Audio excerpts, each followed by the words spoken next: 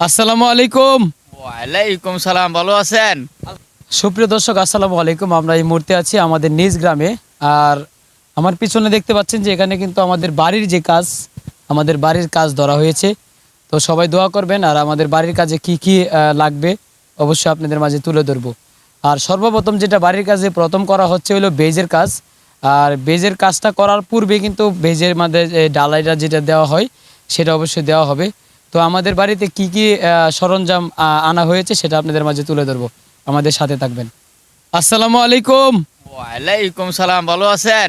আলহামদুলিল্লাহ, কি অবস্থা আপনার? আলহামদুলিল্লাহ, আল্লাহ পাক ভালোই রাখছেন। তো ওই যে বাড়ির কাজে কি কি লাগে একটু বলবেন? এই তো রড, সিমেন্ট, বালু, তারপর তার, ফেরাক, এইটি তো।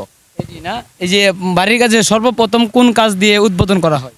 এই না ছাদের কাজ হইলে বীজ ফালাইতে হইব আগে।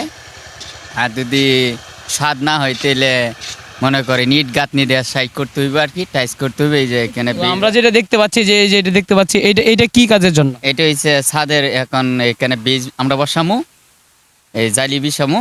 জালি বিছানোর পরে কলমের রড কাটা হবে। হ্যাঁ। এই কলমের রডের মধ্যে আমরা ছাদ ফিট করবো আর কি।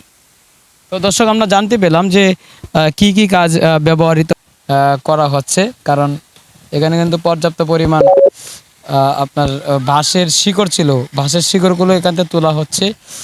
আর এই পাশে যেই যারা কাজ করতেছেন অবশ্যই এখানে আপনারা দেখতে পাচ্ছেন এই পাশে কিন্তু ইট আনা হচ্ছে। ইটের মাধ্যমে কিন্তু আমরা এই বিল্ডিংয়ের কাজ শেষ করব।